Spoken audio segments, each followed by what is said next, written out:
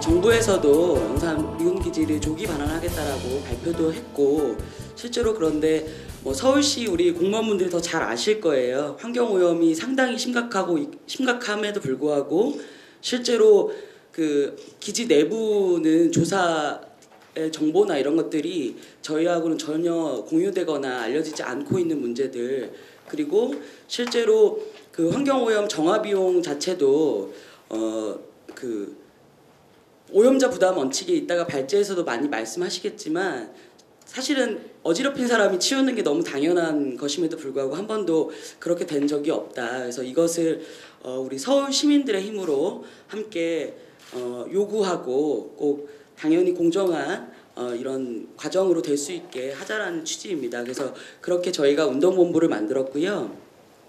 그래서 오늘 그 토론회를 시작으로 해가지고 그 서울시의 조례를 만들고, 물론 조례를 만든다고 다 해결되는 문제는 아니지만 조례를 만드는 것을 시작으로 해서 우리의 권리와 우리 서울 시민들의 안전과 생명을 지키는 데 함께 노력을 하는 단체로 만들었습니다. 그래서 오늘 토론의 순서는 우선은 큰 박수로 시작을 해보겠습니다. 김기대 위원장님 인사말 듣고 본격적으로 토론회를 시작을 해보도록 하겠습니다. 그래서 앞으로 모시겠습니다. 큰 박수 부탁드립니다. 먼저 오늘 용산 미군기지 오염 문제 해결을 위한 서울시 조례 제정 토론회를 우리 위원회와 용산 미군기지 환경오염 정화 청구 운동본부, 그리고 불평등한 한미 소파 개정 국민연대와 함께 주최하게 되어 매우 기쁘게 생각합니다. 또한 오늘 주제 발표를 해주실 김은희 주민모임 대표님과 이장희 국민연대 공동대표님, 그리고 권정호 국민연대 집행위원장님을 비롯한 토론회에 참여하실 각계 전문가분들께 감사의 말씀을 드립니다. 용산 미군기지는 우리나라의 식민지와 냉전의 아픔을 동시에 가진 역사적인 산물이며 금단의 땅으로 이어져 왔습니다. 이제 곧 이 부지를 온전히 반환받아서 우리가 의미 있는 공간으로 재탄생시켜 준다면 미래의 후손들에게 가치 있는 유산으로 물려줄 수 있을 것이라고 생각합니다. 여러분도 잘 아시겠지만 그동안 미군 부지 내에서 발생한 기름 유출 사고에 대한 한미 소파 협정을 핑계로 우리의 주권적 입장에서 강력히 대응하지 못했습니다. 매우 유감스럽게 생각합니다. 그러나 오늘 이 자리를 함께하고 계신 운동본부와 국민연대, 주민모임 등 민간주도의 단체 여러분께서 국민을 대변하여 많은 관심과 헌신을 하고 계시기에 희망이 있다고 또한 생각합니다.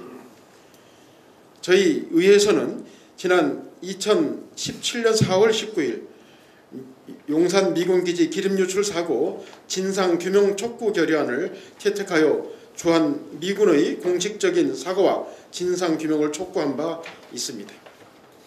금년 11월 27일에도 제290회 정례에서 용산 미군기지 환경오염 정화 및 평화생태공원 조성 촉진 등에 관한 조례 제정에 관한 청원을 만장일치로 채택하였고, 조만간 저희 위원회 주도로 조례 개정에 나설 계획입니다.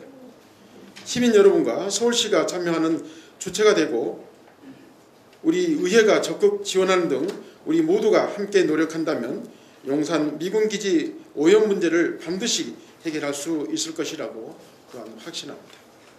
오늘 이 자리를 통해 용산 미군기지의 온전한 반환과 환경 오염 해결을 위해 전문가 여러분들과 시민 여러분들의 좋은 의견을 적극 개진하여 주시기 바랍니다. 여러분의 의견이 마중물이 되어 앞으로 반환될 용산 미군부지가 상처받은 우리의 역사를 치유할 수 있는 공간으로 거듭날 수 있기를 기대해 봅니다. 우리 서울시의회에서도 함께 노력할 것을 약속드립니다. 감사합니다. 고맙습니다. 용산에 굉장히 중요한 부분을 미군기지가 차지하고 있습니다. 평수로는 또 얼마나 이렇게는 구체적으로 이야기할 수는 없지만 뭐 어떤 분은 8분의 1이다 10분의 1이라 이야기하지만 아주 용산 안에서는 가장 중요한 땅 그리고 가장 평지인 이런 곳에서 미군기지가 있고 올해로 하면은 외국 군대가 들어온 지 지금 114년째 되는 때라고 합니다. 그래서 이 기지가 이제 이전을 하려고 하는데 제대로 이전을 하고 제대로 반환이 받아서 국가공원이 만들어지려면 어떻게 해야 되냐. 그런 데서 이제 첫 번째가 환경오염 문제가 아닌가 해서 이런 자리가 마련됐다고 봅니다. 2006년도에도 캠프 김 그러니까 남영역 근처에서 한진중공업에서 전기공사를 하다가 또 이제 땅에서 기름이 발견되었던 거였죠. 이런 자료들을 다 모아서 보니까 실제적으로 우리가 원래 이제 2016년, 17년도에 저희가 폭로했던 포야를 통해서 용산 미군기지 오염 사고가 얼마만큼 있었다 이런 걸 폭로하기 전까지만 하더라도 보통 이 정도로 용산 미군기지 안에는 14건 정도의 사고가 있었다 이렇게로 보통 알려져 있었습니다. 하지만 14건만 있을까 이런 고민들도 있었지만 이 사진에서 원래 바깥에서 사고가 나서 알려진 사건은 2001년도 녹사평양 오염 사고와 캠프김 사고였다고 한다면 그 외의 사고들 같은 경우에는 2004년도 세계일보와 인터뷰가 있었습니다. 주한미 대령과 윌선이라는 대령과 인터뷰가 있었는데 그 대령이 인터뷰에서 이런 말을 했었습니다. 1998년 이후에 지금까지 오염 사고 국민들에게 알려지지 않는 사고가 7건이나 있다 이런 이야기를 했었어요. 근데 전혀 뭐 우리가 어디에서 오염 사고가 있는지를 몰랐던 거죠. 그래서 그것까지 체크를 했을 때 한 14건의 오염 사고 자체가 발생했다 이렇게 저희들이 이제 알게 됐죠. 그래서 그것만 있었냐 이렇게 이제 다시 한번 살펴보게 되면은 녹사평양 오염 사고에는 가장 핵심적으로 가장 많이 나오는 성분이 유류 성분인 벤젠이 가장 많이 나오고 있습니다. 그 벤젠 성분이 기준치에 뭐 어마어마하게 많이 나오고 있지 않습니까? 그런 거에 보면은 그렇지만 이제 서울시가 이야기하기도 하고 차츰 보면은 2004년도 이후 2010년까지는 차츰 줄고 있는 걸 확인할 수가 있습니다. 그런데 갑자기 2011년도에는 굉장히 많은 또 수치가 나요. 저기 보면 2011년도는 기준치에 2849배를 기준치를 초과했다 이렇게 나옵니다. 근데 그때 당시에 이제 제가 알고 있기로는 토론회 같은 게 또 열렸었어요. 이 왜 갑자기 오염이 줄고 있다가 또 오염이 많이 발생하냐 이랬을 때 그때 아마 서울시 관계자분이 나오셔서 하셨던 말씀이 비가 많이 와서 아마 그 해에는 오염 수치가 높아졌을 거다 이렇게 이야기했어요. 비가 많이 오면 오염 수치가 높아지나 이게 지하수가 이랬는데 하여튼 그 이유를 밝히지는 못했습니다. 어떤 전문가에 의하면은 지하수의 지질에 따라서 이 안에 지하수 그 땅이 움푹 패여 있거나 이런 데는 실제 그 안에 오염이 고여 있다가 비가 많이 오게 되면 확 올라오는 이런 경향도 있다고 전문가는 이야기를 했었지만 사실 왜 저 시기에 갑자기 저렇게 많은 수치가 오염으로 이렇게 나왔는지는 확인할 길이 없었습니다. 그래서 그때도 밝히지 못하고 이렇게 넘어갔고 그 다음부터는 쭉 보시면은 쭉 줄어들고 있습니다. 지금 2017년 재작년이죠. 재작년까지는 또 280배까지로 줄어드는 상황이었습니다. 하지만 또 다른 데 나중에 또 사고 한 게 발생합니다. 네, 두 번째로 봤을 때는 우리가 이제 잘 알려진 캠프김 사고로 보면은 제 한편 또 여기 서울시 관계자분들이 저기 사진을 저기 여러분들이 보시는 오른쪽 사진을 찍으신 분이 여기 계시면 감사의 표현을 또 드리도록 하겠습니다.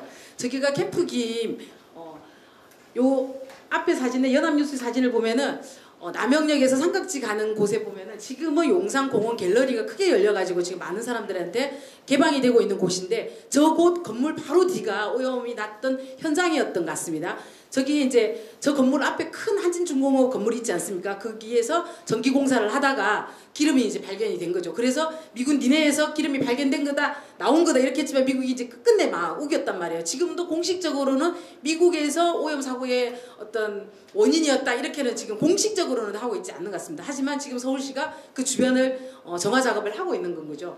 그때 저걸 밝히기 위해서 제가 알고 있기로는 서울시 공무원분이 캠프김 앞에 있는 한진중공업 그 건물에서 상주를 했던 것 같아요. 그래서 이걸 밝혀내려고 했던 거죠. 그러다 보니까 미군 측에서 어느 날 갑자기 저기 보이는 것처럼 복구레인을 들고 와서 땅을 파고 거기에 있는 오염된 땅을 새로운 땅으로 교체를 하고 저기 나와 있는 것처럼 그 기름 탱크를 파냈던 거예요. 그걸 운반하는 장면을 서울시 공무원이 그때 찍었던 것 같습니다. 그 찍어서 나중에 이제 국회에 뭐 청문회가 열릴 때인가 그때 아마 공개를 했던 것 같습니다. 그 사진이 발견이 됐음에도 불구하고 그리고 미군이 저 오염 사고와 관련돼서 은폐하려고 했던 그게 발견이 되고 폭로가 됐음에도 불구하고 끝끝내 미군은 사실은 저 오염 사고에 책임을 지고 지금 있지도 않고 자기네가 했다라고 공식적으로 확인하는 바는 없습니다. 하지만 지금 그곳에서는 지금까지도 이제 TPH 석유계 동산화수소가 굉장히 높은 수치로 지금도 발견이 되고 있습니다. 네, 그 다음 자료를 보시면은 아시겠지만 한 번 더 눌러주십시오. 거기에 보면은 이 연도가 잘 지금 안 보이는데 이 자료가 약간 그러네요.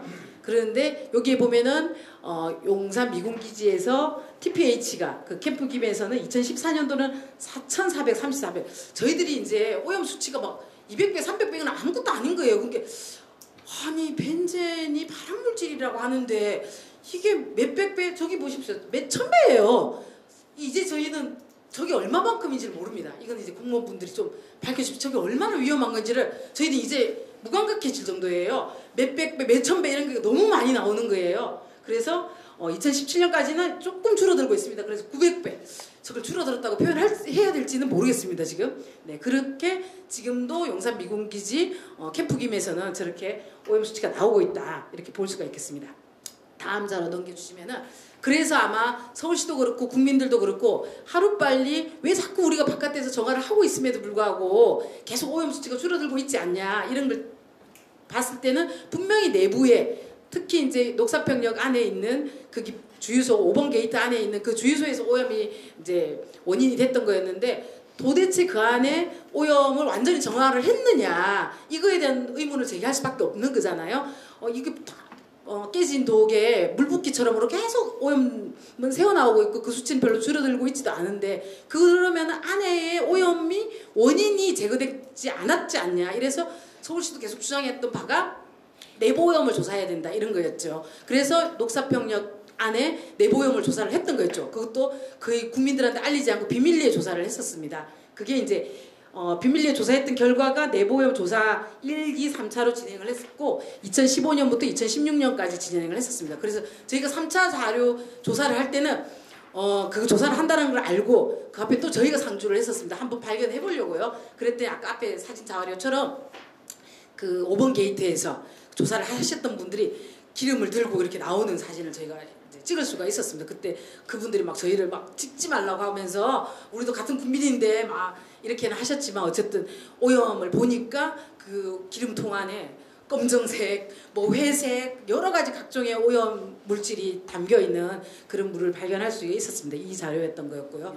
그래서 그거에 대한 최종 자료가 최종 보고서가 한미가 합의했고 나왔어야 되는데 미국이 그거에 대해서 제대로 합의하고 인정하지 않아서 그 최종 보고서가 나오지 않았다는 걸로 지금 저는 알고 있는데 그래서 어쨌든 이 자료만 통해서 본다면은 결론적으로는 녹사평에서 아무리 우리가 바깥에서 정화를 하고 있다 한다 하더라도 미군 측에서 내부를 완전히 정화하지 않는 이상은 계속적으로 그 오염 성분이 나올 수밖에 없다라는 걸 확인할 수 있는 자료였습니다. 네, 그 다음에 넘어가서는 이제 포야에 대한 겁니다. 아까 말씀드렸던 것처럼 용산 미군기지에서 그럼 14건만 있었냐 너무나 의문스러웠습니다. 왜냐하면 바깥에서 실제 공사를 하다가 발견되지 않고서는 또는 국민들이 지나가다가 오염 물질이 새어나와서 또는 용산 가속공원에 막 기름띠가 발견되지 않고서는 한 번도 미군은 자기네의 오염을 인정한 적이 없단 말이에요. 그렇다면 지금까지 한 번도 인정하지 않았는데 지금까지 그러면 14건만 있다고 볼 거냐 이렇게 저희들은 오염 문제에 대해서 의문이 제기가 됐고 그러다 보니까 저희가 방법을 찾았던 게 미 국방부를 대상으로 하는 포야 미국 정보 자유법에 의해서 우리 국민들의 어떤 정보를 알아야 되겠다. 용산 미군기지에서 얼마나 오염이 많이 됐는지 알아야 되겠다 해서 저희가 어렵게 그걸 요청을 했었고 그걸 통해서 이제 저희가 정보를 입수했고 그것을 다 영어로 돼 있는 걸 분석해서 물론 그것도 다 다 온 자료가 아닙니다. 그 중에서도 일부인 유료 오염만 관련돼서 1990년대부터 2015년까지 용산 미군기지에서 어떤 유료 오염이 있었냐만 저희한테 정보를 줬던 겁니다. 그 중에서도 여러 정보는 검정색으로 이렇게 막 색칠돼 있어서 저희가 알아볼 수 없는 그런 자료도 있었습니다. 하지만 그걸 다 종합했을 때 보니까 그동안 우리가 알고 있었던 14건이 아니라 은폐되어 있었던 건이 84건이라는 오염 사고가 있었습니다. 그것도 그 기름의 양이 어마어마한 기름의 양이었었습니다.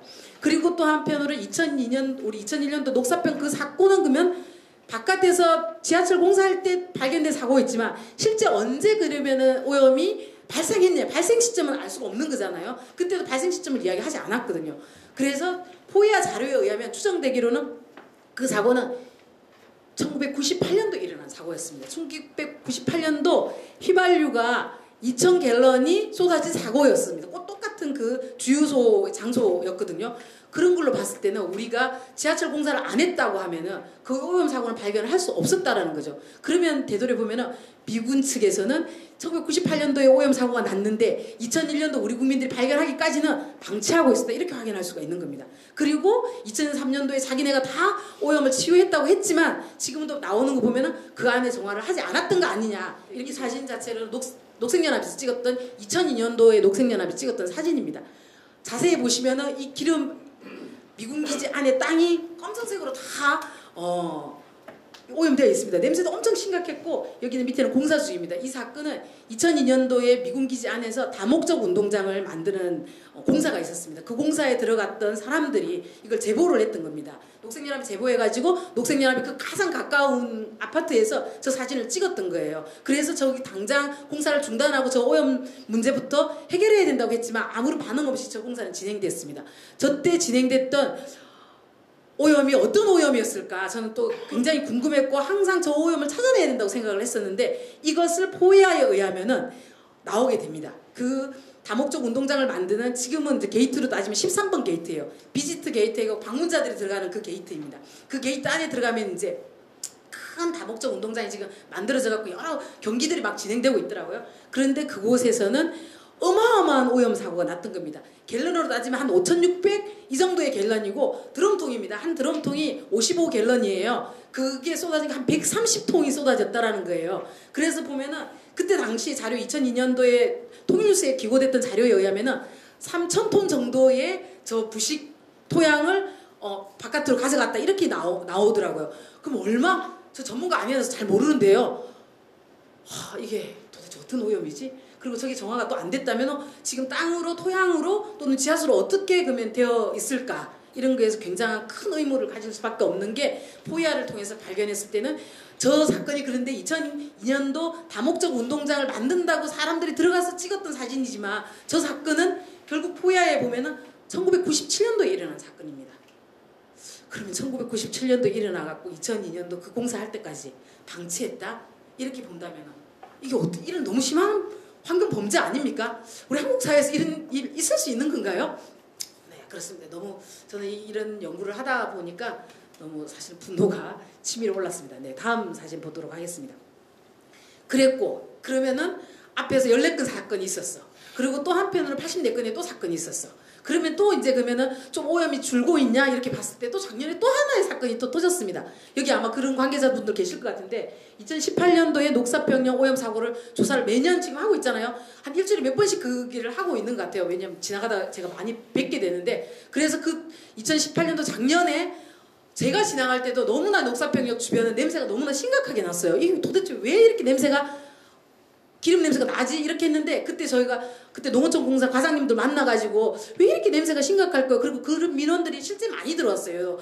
용산구청에요. 그랬더니 그때 자료들을 딱 보게 되니까 결과를 보게 되니까 2018년도 1차, 2차, 3차, 4차 자료가 분석을 했더니 2차 자료에 보십시오. 벤젠의 수치가 1170배로 확 뛰었어요. 아까 앞에 자료에 의하면 2017년도에 280배로 줄었거든요. 근데 2018년도에 왜 또다시 1117배로 뛰었을까? 1170배로 뛰었을까? 이것 또한 우리가 또 풀지 못하는 의문이에요. 어떤 사람은 미군이 또 새로운 오염 사고가 난 거냐 막 이렇게도 이야기하고 있지만 알 수가 없습니다. 지금 이런 거가 계속 반복될 수 있다. 지금 아까 이야기했던 TPH 저기에 캠프 기배 사건은 마지막 단계에서는 이제 970배 정도 됐었습니다. 근데 지금은 줄어들고 있습니다. 하지만 또 언제 어느 때 그게 또 비가 많이 오건 모르겠어요. 그럴 때 또 어떻게 1000배, 2000배 또 올라갈지는 모른다. 지금 전혀 밝혀지고 있지 않다. 이런 걸 갖다가 확인할 수가 있겠습니다. 네, 그래서 다음 넘겨주시면은 저희가 이제 종합했을 때는 네, 넘겨주십시오. 네. 종합했을 때 참 용산 미군기지 환경오염이 심하구나. 어디가 어떻게 돼 있는지 빨리 내보오염 조사를 해야 된다. 이러고 있을 때 원래 또 사건이 터졌습니다. 여러분 아시다시피 지금 용산 미군기지 얘는 유엔사 부지가 있습니다. 이 유엔사 부지에서 유엔사 부지는 2006년도에 반환되어 가지고 2011년도까지 환경 정화를 다 끝냈다고 했습니다. 그리고 제가 그거 농어촌 공사 과장님한테도 그 농어촌 공사가 담당을 했던 거였거든요. 그래서 다 확인을 했었는데도 불구하고 2018년도 여기에 공사가 딱 시작되니까 오염이 또 나온 거예요. 그래서 보면은 TPH가 48배 이렇게 나옵니다.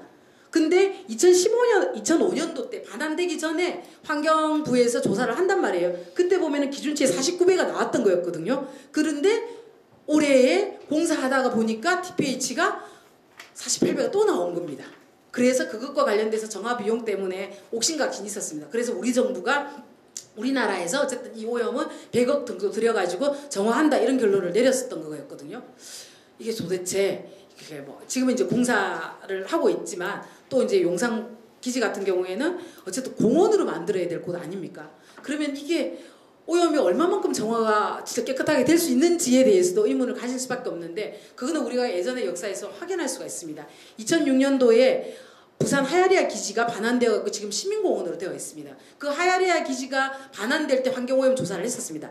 아시다시피 환경오염 조사를 얼마만큼 꼼꼼하게 하고 정밀하게 하냐에 따라서 오염이 얼마만큼 많이 발견되냐 이런 것들도 영향이 분명히 있는 것 같습니다. 그때 당시에도 한미 간에 막 합의해가지고 범위를 어떻게 설정하고 어떤 오염을 조사를 했었습니다. 그런데 조사를 하고 공원을 만드는 과정에서 또 오염이 발견이 됐었어요. 하야리아 기지에서도 똑같이. 근데 그거와 마찬가지로 지금 있는 유엔사에서도 정화를 다 했다고 했고 조사를 하고 정화를 했다고 했음에도 불구하고 또다시 오염이 발견되는 그렇다고 하면은 처음부터 조사 자체를 정밀하고 하고 꼼꼼하게 그걸 정화를 해야 되는 문제가 남아있는 겁니다. 그걸 또한 미국하고 협상하는 과정이 막 5년 6년 막 걸리다 보니까 또 미국은 인정 안 하고 그게 책임을 지지 않으려고 하다 보니까 항상 그게 문제가 돼서 정밀 조사가 안 이루어졌던 게 실제 이제 우리가 유엔사 부지를 보면서 확인할 수가 있는 것 같습니다. 이렇게 용산 미군기지는 곳곳이 오염에 지금 신음하고 있다 이걸 확인할 수가 있겠습니다. 자기네 자료들도 있는 거고 그럼에도 불구하고 우리는 단 한 번도 미군이 정화를 한 적이 없습니다. 근데 저희가 지금 똑같은 이야기를 사실은 한 20여 년째 아마 이야기를 하고 있을 것 같은데 그럼에도 불구하고 다시 주장하는 바는 시대는 변했습니다. 지금은 어쨌든 남북의 관계가 좋아지고 있고 약간의 지금 난항이 있다 하더라도 좋아지고 있고 앞으로 통일을 준비해야 되는 시기입니다. 그리고 얼마 전 트럼프의 방위비 분담금 인상에 대해서도 우리 국민들이 어떻게 했습니까? 이거는 날강도다. 이렇게 할 거면 나가라. 이런 이야기를 하는 지금 시대입니다. 그래서 저도 감히 주장합니다. 미국이 이제 책임져야 한다.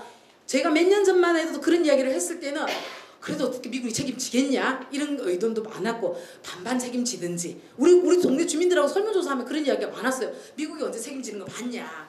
아무리 해도 책임 안 질 거다. 그래서 그거에 대한 대책을 수립할 거다. 그래서 이 방위 분담금이 크게 터지기 전에는 뭐 오염 문제랑 방위 분담금을 연관시켜 문제를 해결해야 되는데 이런 이야기들도 막 또 나오는 것 같아요.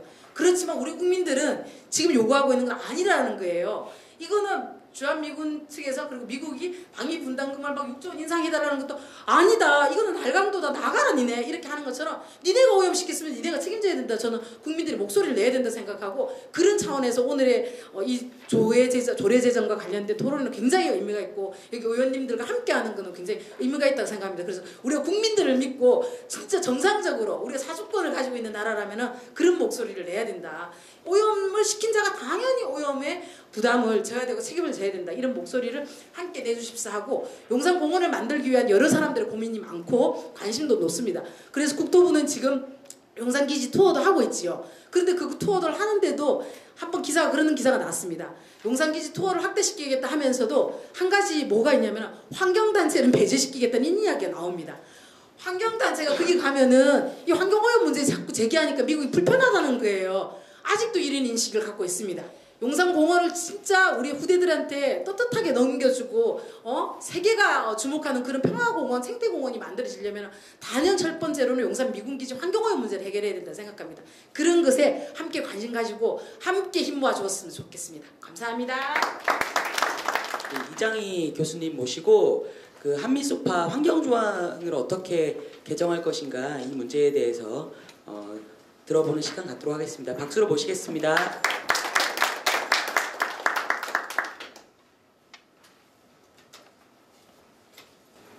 여러분들 안녕하십니까? 오늘 사실은 대단히 중요한 그러한 세미나를 어렵게 열었습니다. 우리 관련된 시민단체가 다 어렵지만은 이 미군과 관련된 단체는 매우 어렵습니다. 그래서 저도 좀 힘을 보태고 해서 서울시를 좀 압박해가지고 오늘 이 상황에 공청회를 열었습니다. 왜냐? 국민이 알아야 됩니다. 우리는 아는 것만큼 시행할 수 있고 이 나라를 민주주의로 번듯 세울 수 있습니다. 자, 지금부터 이제 제 발제를 제가 하겠습니다. 오늘 제가 맡은 발제는 주한미군 지휘협정의 환경조항의 개정의 필요성입니다. 조금 전에 우리 김은희 대표가 용산 미군기지 오염이 얼마나 심각하고 그럼에도 불구하고 이것이 제대로 인정도 안 하고 또 대책도 없고 유야무야하고 이렇게 흘러왔다. 여기에는 분명히 이유가 있는 겁니다. 미군이 그럴 때는 미군이 이유가 있고 한국 정부가 여기 주저할 때는 그 많은 이유가 있고 서울시가 그럴 때는 이유가 있는 겁니다. 우리가 혁명을 무력으로 하지 않는 이상 국제사회나 국내사회나 개혁을 하려면 법치에 따라야 됩니다. 법을 바꿔야 됩니다. 그러면 미군 환경 오염과 관련된 규정들은 무엇이 있느냐? 우선 한미 관계에 있어서 저 논문의 요약분을 이건 너무 길기 때문에 제가 요약을 했습니다. 한미 관계를 규정해 주는 것이 한미 주둔군 주의 협정입니다. 미군은 주권기관이에요. 미국을 대표하는 주권기관이에요. 한 나라의 주권기관이 다른 나라의 주권기관에 들어올 때는 반드시 우리 헌법 60조에 따라 가지고 국회 비준 동의를 받아야 되고 여기에 들어와서 주권기관끼리 충돌될 때는 그걸 조정을 하는 규정이 있어야 됩니다. 들어와도 좋다. 외국 군대가 여기 들어와도 좋다. 이건 헌법 60조에서 외국 군대가 들어오는 그 협정이 54년 여러분 아시겠지만 미군이 다시 갔다 다시 새로 들어온 것이 49년 9월 달에 여러분들 알다시피 한미 미소가 같이 철수했다가 6.25를 통해 가지고 미군이 16개 군의 일부로서 이 땅에 들어왔고 들어와서 그 중에 우리 이승만 박사가 정전협정에 묵시적으로 동의해주는 조건으로 상호방위조약안을 따냈습니다. 쉽게 말하면 공산군들 못 믿겠다. 당신들 여기에 미군이 있어야 된다. 그게 54년 상호방위조약. 물론 상호방위조약은 국회 비준 동의를 받았어요. 그 미군이 들어와도 좋다는 것은 우리 국민의 대의기관인 국회가 비준한 상호방위조약에 근거해서 현재 미군이 있는 겁니다. 좀 다른 얘기지만 UNC는 좀 지위가 아리까리합니다. 그건 다른 문제고. 그러면 미군이 53년 상호방위조약에서 들어오는 거는 허용되는데 들어온 미군이 한국에 있는 주권 관련 입법권, 사법권, 행정권과 관련된 문제가 생길 때 부딪히는 문제의 법적인 문제를 교통정리해주는 협정이 여기 말하는 소파 협정입니다. 쉽게 말하면 정확한 이름은 한미 주둔군 지휘 협정. 대한민국에 주둔하는 미군이 형사상 문제도 있을 수 있고 민사상 문제도 있을 수 있고 그렇죠. 시설 기지 안에 이런 환경 오염 문제도 있고 또 노사 문제도 있고요. 출입국 관리 문제도 있고 한 12가지 사항이 있습니다. 여기서는 오늘 주로 환경 문제입니다. 그 소파 협정이 주둔하는 미군과 한국에 있는 입법권, 사법과 행정권이 처하는 이런 부분, 또 우리 일반 의사와 충돌될 때 생기는 교통 정리해주는 법정이 소파 협정이다 이렇게 생각합니다. 근데 이 소파 협정이 평등해야 되는데, 주권기관 사이는 평등해야 되는데 이것이 좀 불평등하다는 건 여러분들이 다 알고 있을 겁니다. 뭐 그 단적인 예로 여러분들이 국민들은 보통 소파 협정에 제일 불평등 느끼는 게 형사 관련. 예를 들어 말하면 미군이 공모 중에 일어난 범죄에 대해서는 미군이 형사 관할권을 갖지만 미군이 공모가 끝나고 난 뒤에 사적으로 바깥에 나가서 술 먹으러 갔다든가 가서 거기서 사고를 저질렀을 때, 이럴 때는 누가 소위 형사권, 우리를 관할권 가지는 이런 문제가 있잖아요. 그런 게 형사 관할권인데, 이런 문제가 오랫동안 미군 측에 유리하게 되기 때문에 사실 소파 이런 관할권을 거의 미군에 주었습니다. 미군이 다 가졌어요. 공무든 사무든 거의 미군이 가졌어요. 그게 뭐냐면 전쟁 중에 최초의 미군 협정이 50년 대전협정, 대전에서 일어났죠. 그리고 전쟁이 끝나자마자 많은 우리나라의 국민들이나 많은 생각하는 사람들은 이 불평등한 이 대전협정에 의해 가지고 미군이 주말에도 그냥 나와서 산에 가서 나무꾼들을 위해서 사격 연습해서 우리 시민들이 죽어갔는데도 불구하고 우리 경찰이나 사법부는 아무 거기에 손도 못 쓰고, 우리가 기껏 하는 것은 인적사항 해서 미군 헌병대에 알려주면 자기들이 데려가 버립니다. 끝. 이래서 많은 국민들의 이 형사 관할권들이 전부 예민하고 미군 형사 관할권만 문제가 되는 걸 이렇게 생각했습니다. 근데 이것이 여러분들 알다시피 66년에 처음 한번 개정이 됐어요. 66 협정은 개정됐는데 형식은 그런 식으로 됐지 알맹이는 자기들의 불평등성을 그대로 갖고 있었다. 60년 왜 미군이 개정해 주냐? 뭐가 바꿨냐?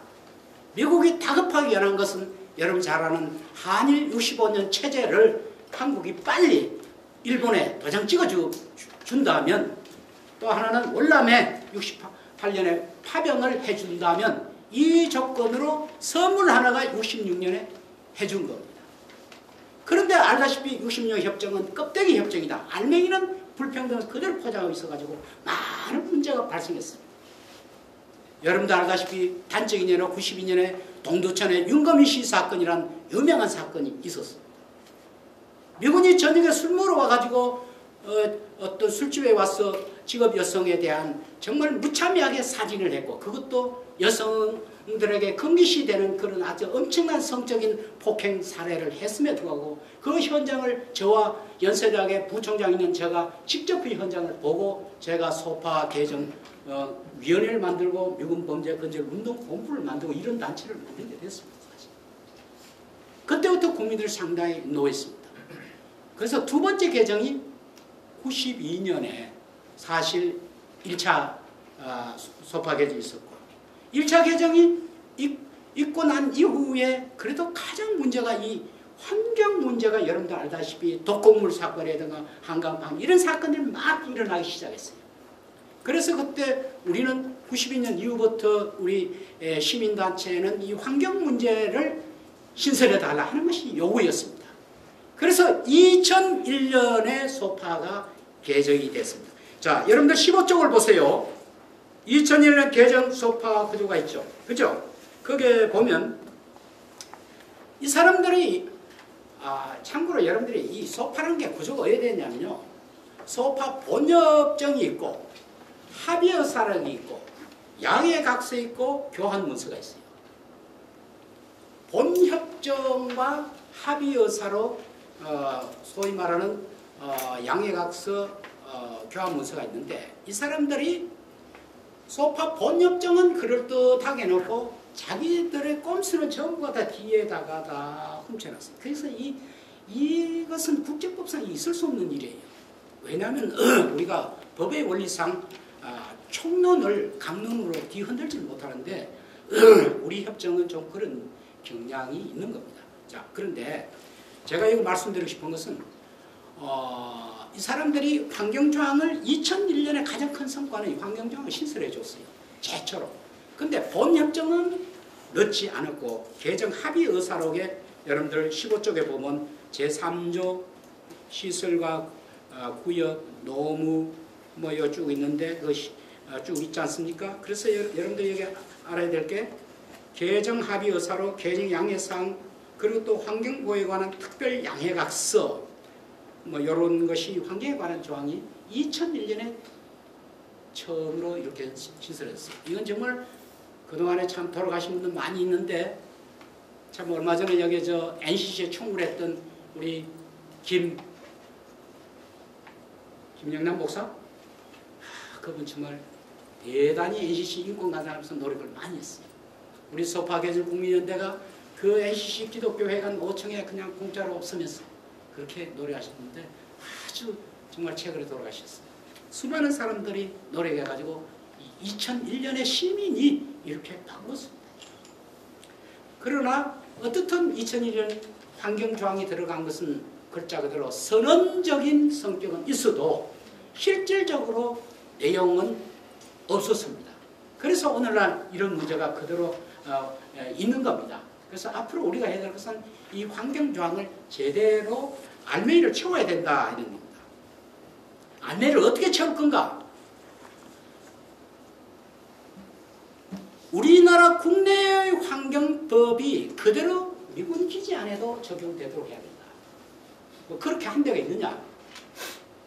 예를 독일 소파 협정이 바로 그렇게 하고 있습니다. 독일 소파 그렇게 하고 있습니다. 제가 이게 시간 때문에 딱 두 가지 예를 들면요. 이게 환경 문제가 얼마나 심각하게 주의하냐면 우리 일반 국민들이나 우리 시민운동하는 쪽에서도 이걸 제대로 참 알게 되면 깜짝 놀랄 건데 미군이 기지를 전국에 거의 200여 개 해놓고 그걸 다 쓰느냐면 다 쓰지 않습니다. 자기들이 쓰는 것은 3분의 1 정도, 나머지는 그대로 방치를 해놓으니까 이 기지가 범죄지도 되고 그냥 남의 땅을 그대로 합니다. 단지 자기들이 1년에 한 번씩 훈련할 때 쓰는 거죠. 그런데 그래서 우리 쪽에서 기지 반환 운동이 평택 중심으로 막 일어났어요. 그래서 그러면 이 사람들이 하도 저항이 심하니까 기지를 반환하겠다 한 것이 2004년 10월 달에 반환을 하겠다고 했는데 그 가운데 하나가 용산기지가 대표인데 자기들이 요청이 있어요. 기지를 반환하는데 자기들이 요청하는 장소를 내달라는 겁니다. 알짜배기를 내달라는 겁니다. 이거 다 반환할 테니까. 실질적으로 미국 입장에서도 그렇게 많은 기지를 갖고 있어도 다 쓰는 게 아니거든요. 그걸 어딜 요구했냐? 평택을 요구했습니다. 여러분들 세계에 많은 미군 기지 가운데 가장 좋은 장소가 평택입니다. 그것은 미국이 사실 중국을 겨냥해서 평택은 대단히 중요한 겁니다. 거기 아파트 이런 데 가보셨지만은 그 미군 아파트 대단합니다. 자, 어떻든 간에 2004년에 그것이 우리 국회에도 통과되고 해서 이 계획이 만들어졌는데 그러고 난 뒤에 이제 기지 반환이 시작이 됐습니다.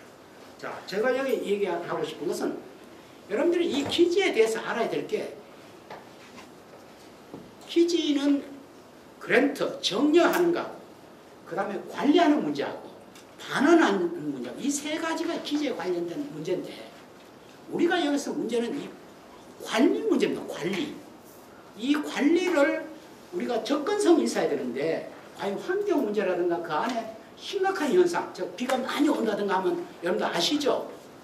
그 맥팔랜드 사건이라고 여기도 있는데 비가 오는 날 그 미군 안에 있는 독극물을 이 사람들이 한강물에 그냥 방류를 해가지고 그래서 한강물에 뭡니까? 고기가 막 죽고 이랬죠. 그 유명한 사건이 이런 많잖아요.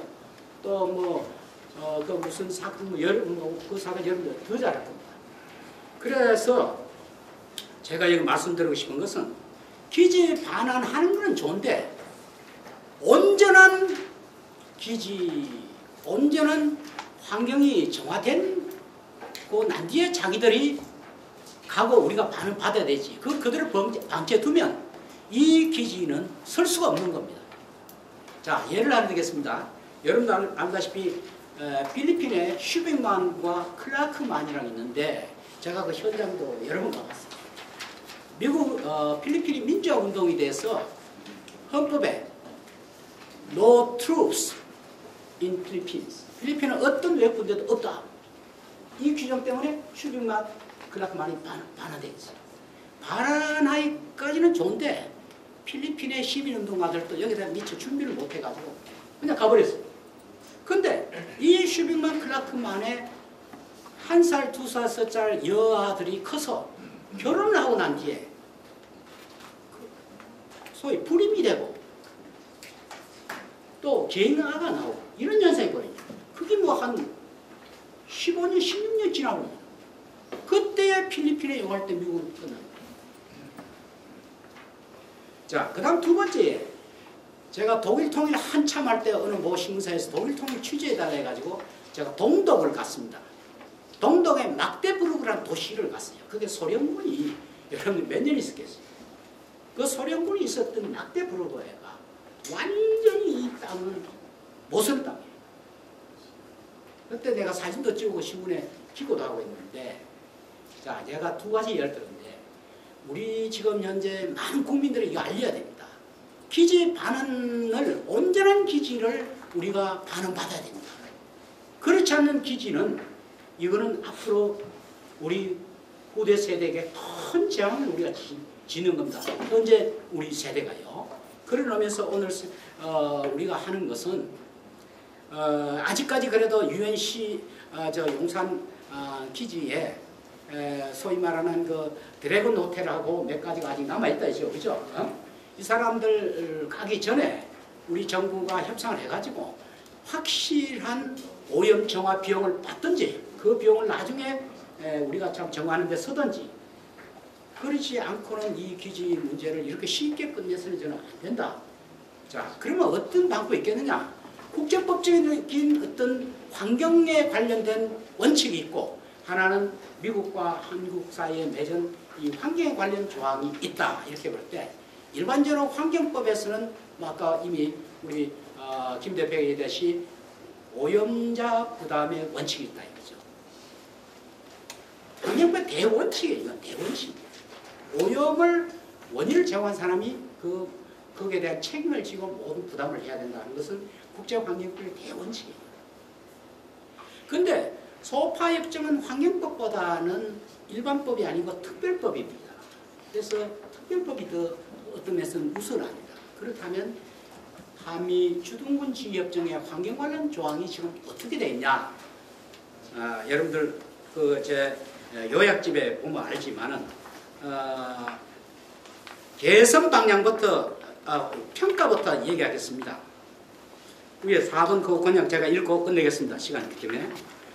법적 구속력이 약한 선언적 성격이고 미일소파. 그런데 이제 일본은 우리보다는 못합니다. 일본은 이 자체가 협정이 없고 선언적 그냥 그 있죠. 미일소파 자체는 규정에는 없고 미일 공동선언문 형식이 있고 독일 보충협정이 소파 문제에서 가장 우리가 모델이 되는 거다. 평가. 신설된 환경 관련 규정이 선언적인 내용에 불과하다는 점과 미군의 환경범죄에 대해 행위자 처벌과 원상회복 등에 대한 의무 조항이 없다는 점이 가장 단점입니다. 한국 정부도 미군 기지 외부의 오염에 대하여 적절한 조치를 취하기로 한 것은 상호주의 원칙에 부합하기 되기는 하나 미군 기지 주변의 오염원이 대부분 기지 내로부터 비롯된 것임을 고려해 볼 때 부당한 것으로 지적합니다. 아까 아주 적절하게 설명을 잘했습니다.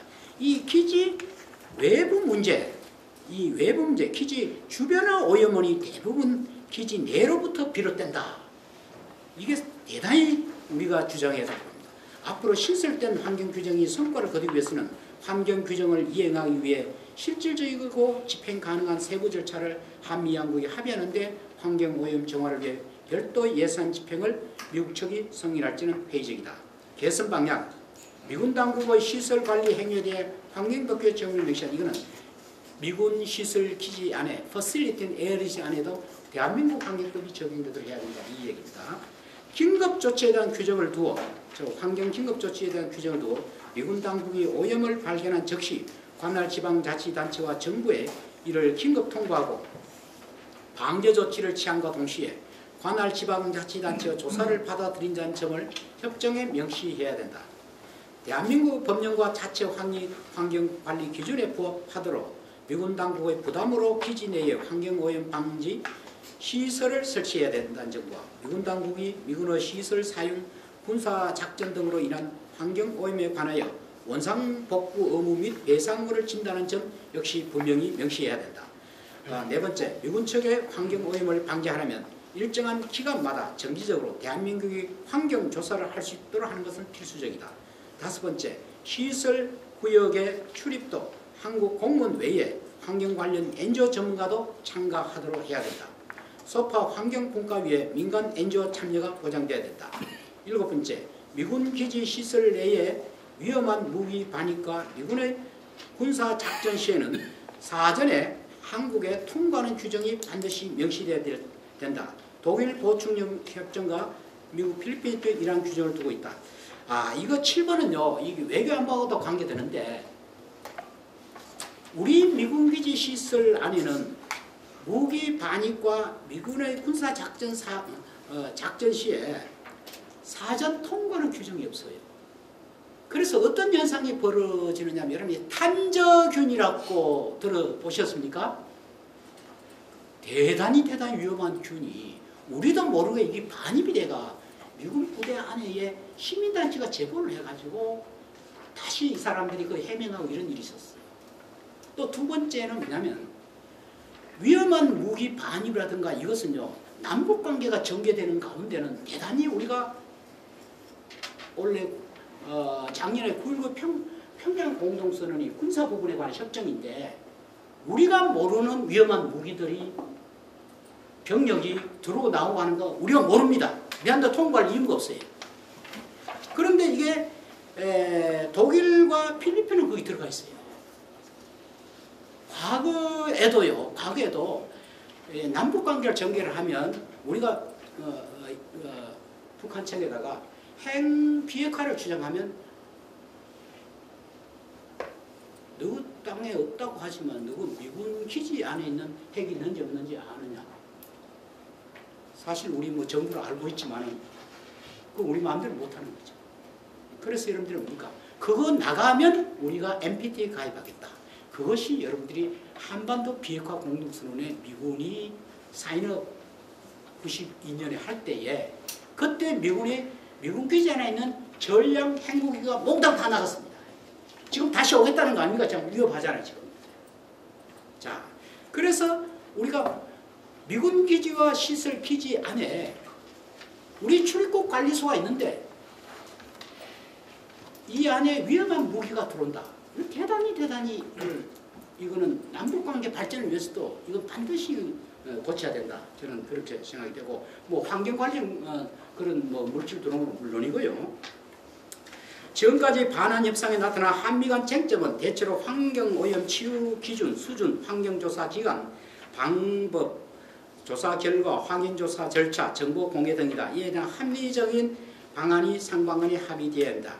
그런데 미국 측은 치유 기준이 뭐냐면 키즈라 해서 미군에 의해서 야기되는 공지, 노음, 급박하고 임의는 또 실질적인 substantial, 위험, endanger, 초래한 요 기준입니다. 우리의 오염 치유 기준이 미국은 이 키즈 기준이고 우리는 국내 환경법 기준이 이 충돌합니다. 그래서 이런 것을 적절하게 조정을 해야 된다. 이렇게 생각되고요. 제 시간상 여기서 마치겠습니다. 여러분 경청해 주셔서 감사합니다. 다음으로는 이 용산 기지 문제, 환경오염 문제를 해결하는 데서 서울시의 역할일 것 같습니다. 권정호 변호사님부터 지금 실제 저희 자료집을 보시면 32쪽에 그 네모 안에 박스 안에 들어가 있는 게 저희 운동본부에서 우리 권정호 변호사님이 작성하신 조례안입니다. 그리고 관련해서 조례 규범적 의미와 관련 내용을 중심으로 한 발제를 들어보도록 하겠습니다. 박수로 모시겠습니다. 예, 반갑습니다. 평등한 한미 소파기는 국민연대 집행위원장을 맡고 있는 권정우를 합니다. 거의 뭐 거리에서 많은 또 뭐 미군 기지와 관련된 용산 기지, 환경 오염 소송 뭐 관련해서 또 뭐 정보를 공개해라 이렇게 거리에서 기자회견을 많이 하다가 이렇게 서울시 이 도시안전 건설 이원 공동으로 토론을 개최하게 된 게 참 늦었지만 굉장히 감기가 무량하다 이런 생각이 듭니다. 그래도 서울시가 나서서 조례를 제정하는 그런 것이 좀 늦었지만 굉장히 다행스러운 일이라고 보고요. 그래서 이 운동본부에서 아까 소개하셨지만 9월달에 이렇게 좀 조례안을 갖다가 이렇게 기초를 했었습니다. 그래서 지금 조례안을 가지고 오늘 토론회에서 이렇게 좀 발표도 하고 또 이 참석자분들의 많은 평가와 이렇게 좀 조언 이런 것들을 반영해서 내년 상반기에는 서울시가 이런 용산기지 환경 오염 문제 해결을 위해서 실질적인 어떤 주체 당사자로서 이렇게 좀 규범적인 조례를 진행하기를 꼭 기대하겠습니다. 지금 알다시피 용산기지의 미군들이 거의 떠나고 있습니다. 그래서 뭐 일부 남아있지만 내년 상반기가 안 돼서 용산기지는 이제 텅텅 비게 될 걸로 보입니다. 그런데 알다시피 거의 뭐 60년이 뭔가요? 거의 70년 가까이 주둔했던 미군기지의 그 오염이 어느 정도 심각한가 하는 것들은 앞에서 발표한 대로 이렇게 나와 있습니다. 그런데 오염을 전혀 이렇게 오염시킨 당사자가 이걸 정화하는 해결들을 하지 않고 그냥 평택으로 그냥 내빼듯이 다 가버린 상태입니다. 그래서 지금 이제 정부 당국은 지금 그런 이야기도 나오고 있잖아요. 지금 미군이 떠났다고 해서 반환된 건 아니거든요. 적어도 이제 반환되기 위해서는 그 기지 내에 이제 오염, 이 정화 절차를 거치고 이렇게 해서 이제 열쇠를 넘기듯이 이 기지가 이제 한국 정부에 넘어와야 됩니다. 그래서 상반기에는 이제 본격적으로 한국과 이 미군 당국 간에 이 오염 문제 해결을 어떻게 할 것인가, 그래서 이게 정화 협상, 반환 협상이 시작될 걸로 보입니다. 근데 이제 일견 들리는 얘기는 지금 뭐 아주 대폭 증액을 요구하는 트럼프 미국 그 정부의 방위 분담 어떤 증액 요구의 하나의 대응의 일환으로 기지를 조속히 반환해서 이렇게 오염 정화를 한국 정부가 하겠다. 그래서 우리가 이 오염 정화를 했으니까 방위비 비용을 갖다 이렇게 조금만 증액해달라. 뭐 이런 협상 카드로 나오고 있어요. 이거 굉장히 위험한 발상이라고 합니다. 방위 분담과 이 오염 문제 해결은 별개의 사안인데 방위 분담의 어떤 그 대폭 증액에 대해서는 부당성을 지적하면서 그 자체로 협상을 해야 되고, 오염 문제 당연히 오염자 부담 원칙에서 미국이 부담하는 게 맞는데 이걸 갖다 한국 정부 부담을 한다고 그러면 굉장히 악설레가 될 수 있다. 나쁜 설레가. 그래서 앞으로 모두 이 전국에 반환된 미군 기지마다 다 한국 정부가 부담해야 된다고 하는 이런 좀 속된 말로 이렇게 좀 독 바가지를 뒤집어 쓰는 꼴이 될 수 있다고 생각이 돼서 지금 이점에서 실질적으로 오염 문제 해결의 어떤 당사자라고 봅니다. 왜냐하면 그 오염이 생겼으면 그 오염 피해를 입을 분들이 서울 주민들이고, 그래서 서울 시민들을 대표하는 서울시가 적어도 이 기지 반환과 정화 협상을 앞둔 이 시점에서 뭔가 발언권, 목소리를 높이고 규범적으로 개입할 필요가 있다. 그 심각성은 앞에서 말씀드렸고요. 그냥 쭉쭉 읽어 나가는 줄 하겠습니다. 앞에 김은희 대표께서 이 용산기지, 서울시라고 했지만 거의 용산기지로 범위를 좁혀서 봐도 될 것 같습니다. 주로 기름 오염 사고죠. 토양과 수질 오염이 심각하다. 내부에 지금 전수조사는 안 돼 있습니다. 왜? 미군이 못 들어가냐니까. 서울시가 그럼에도 불구하고 이 조사를 갖다가 하겠다고 하는 의지가 이렇게 뚜렷하게 보이지 않고 있습니다.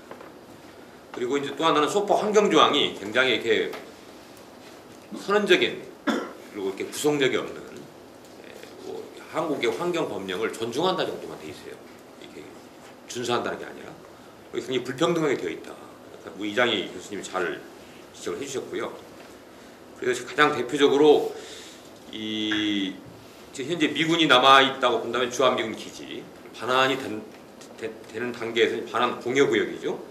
이 오염 사고에 대한 어떤 정보 공유라든가 서울시 공무원들의 출입권이라든가 공동 조사, 오염을 제거하는 어떤 이런 노력 이런 것들이 이런 규정이 전혀 없어요.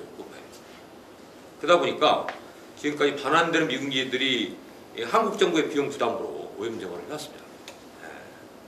저기 뭐 부산의 캠프 하야리아도 그렇고요. 근데 처음에 이렇게 예측했던 비용보다 거의 뭐 10배 가까이 실제로 비용이 들어간 신뢰가 안 되게 많습니다. 그래서 기지 오염 사고의 직접 피해자인 주민들을 대표하는 자치단체인 서울시가 이 당사자로서 기지 환경 사고의 예방과 신속한 대응을 위해서 규범적으로 개입을 해야 된다. 이제는 이건 뭐 이렇게 어떤 국방부나 뭐 외교부 정부가 미국과 알아서 하겠지.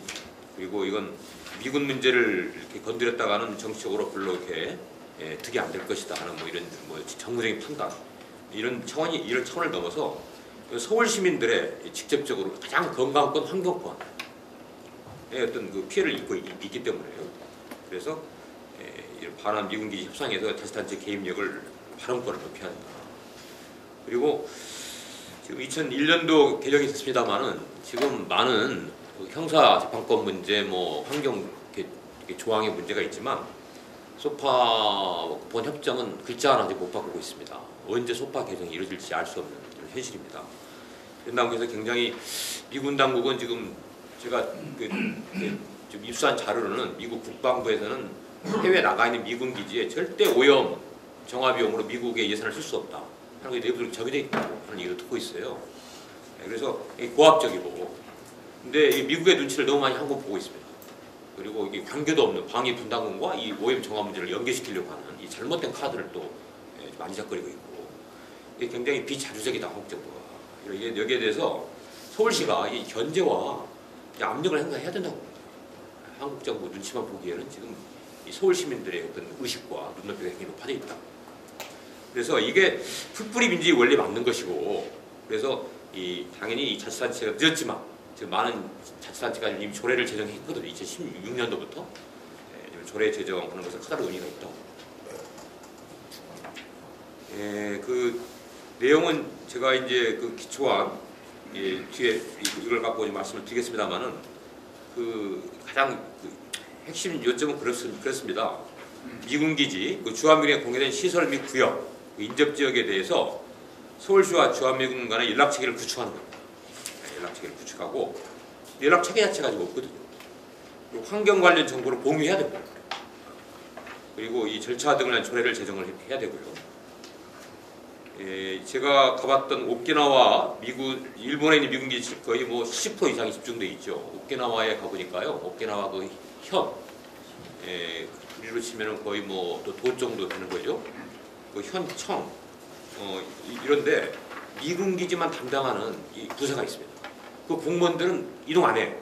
몇십 년간 그것만 하다 보니까 굉장히 전문가가 돼 있어요.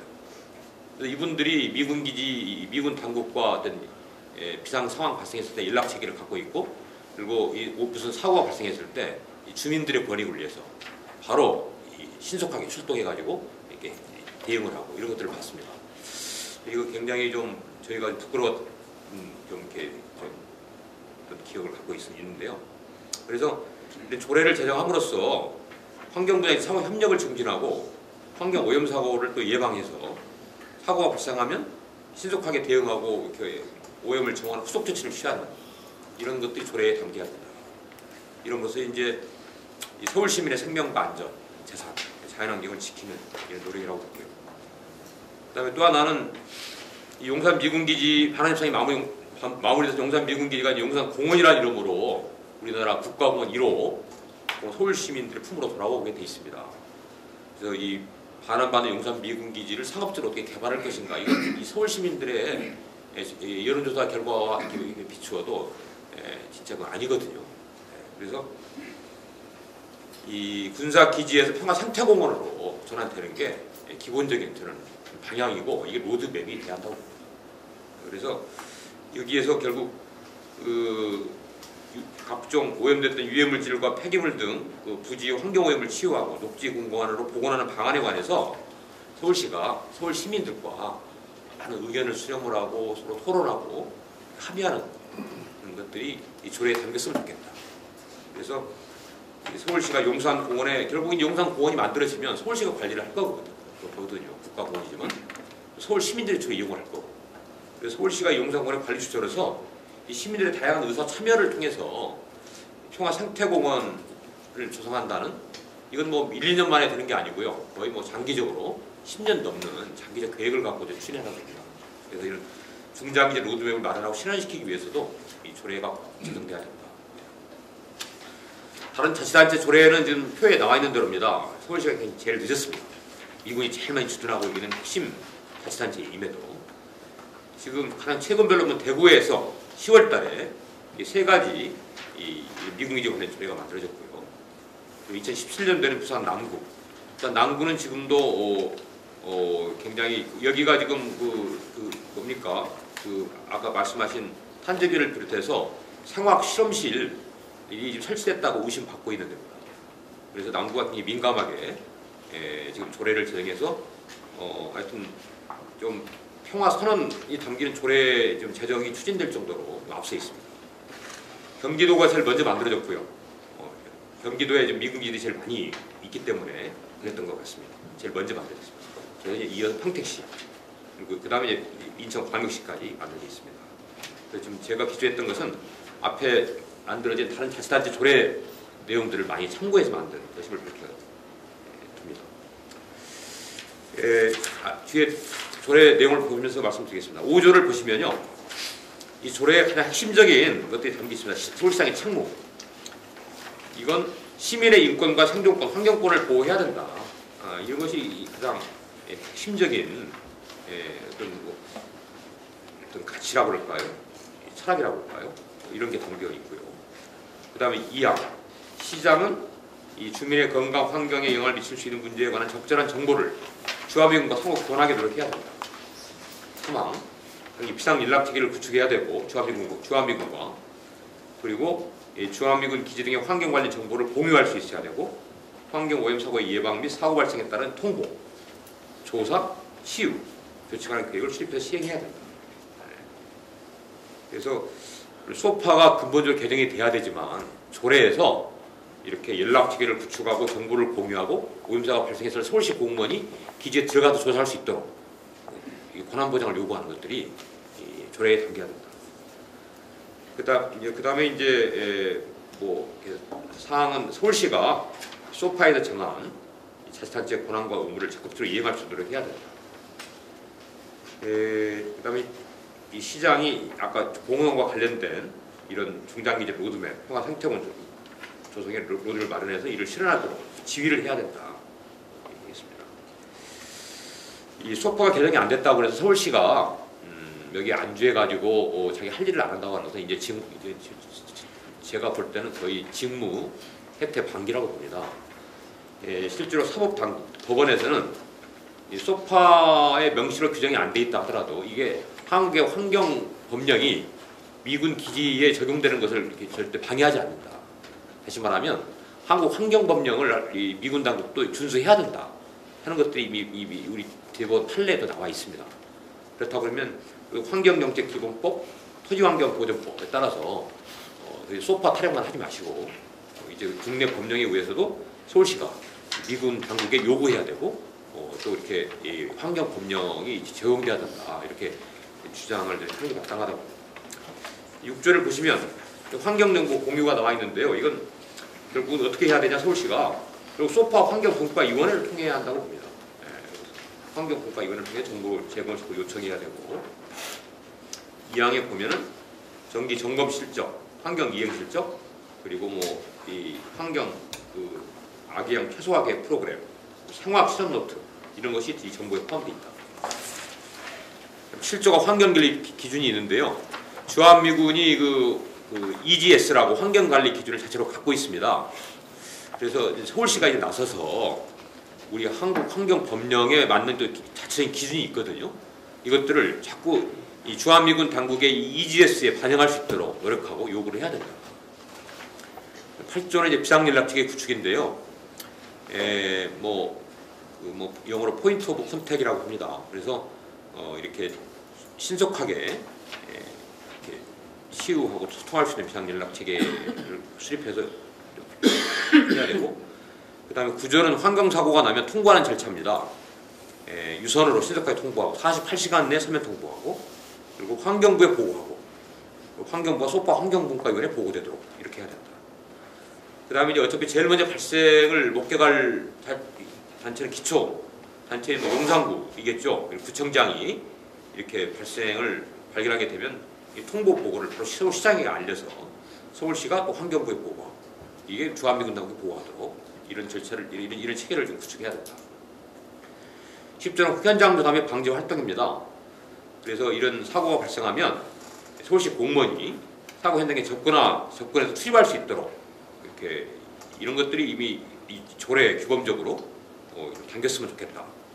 그래서 1차적으로 서울시가 적절하게 이 방지 활동을 바로 이렇게 착수할 수 있도록 해야 된다. 11조는 공동조사의 대상과 절차입니다.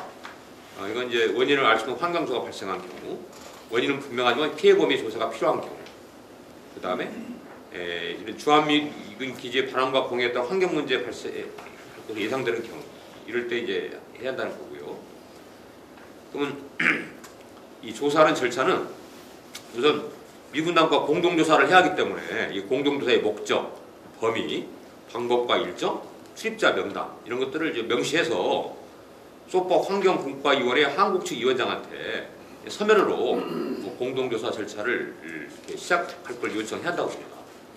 지금 참고로 환경분과위원회 위원장은 현재 환경부 토양 지하수과장이 나가고 있거든요.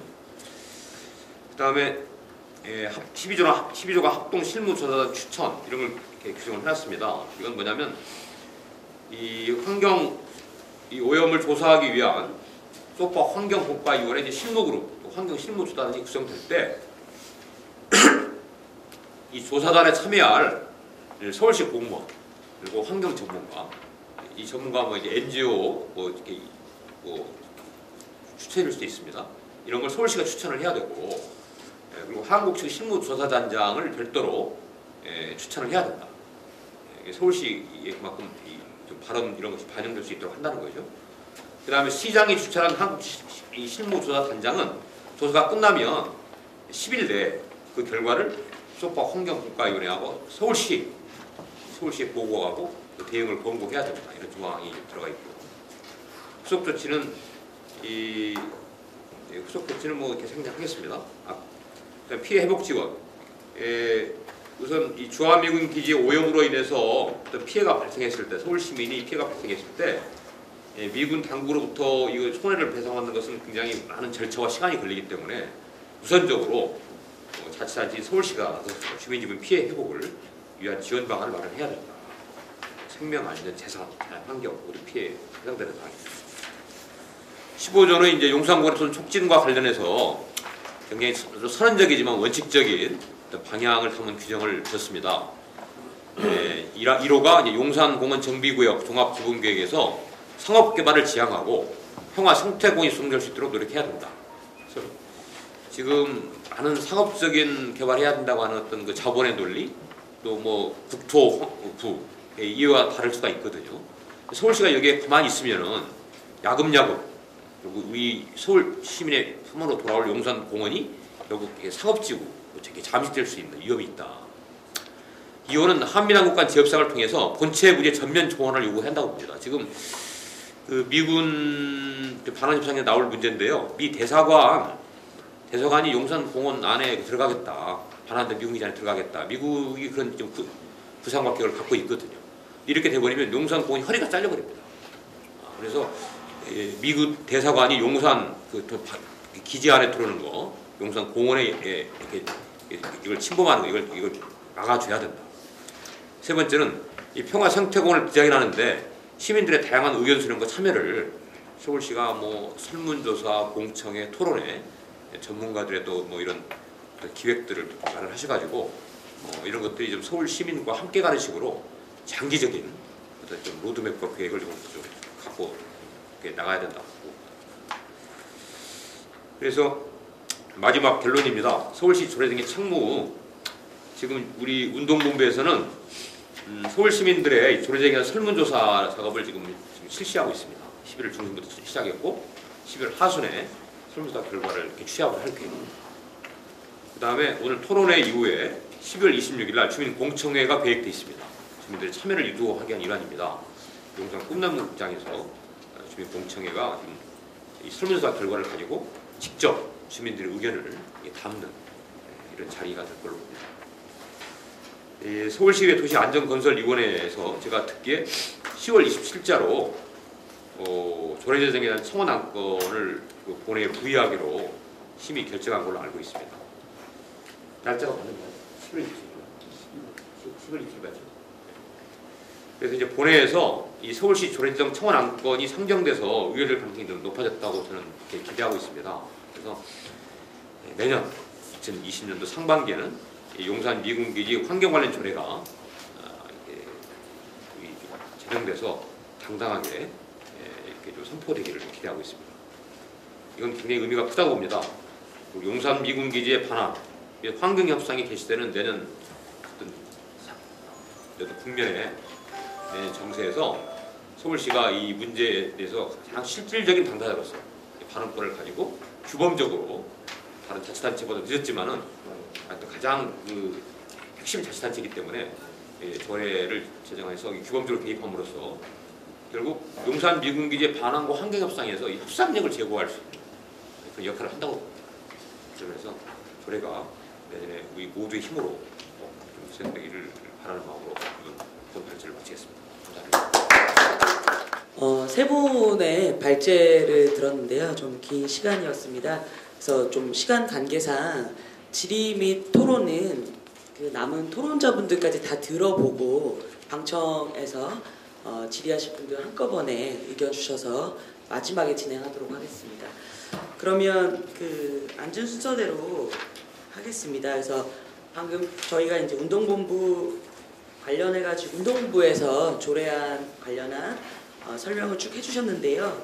그 도시안전건설위원회에서도 조례안을 내고 내년에 조례안을 제정을 하기로 한 것으로 알고 있습니다. 그래서 관련해서 우리 서울시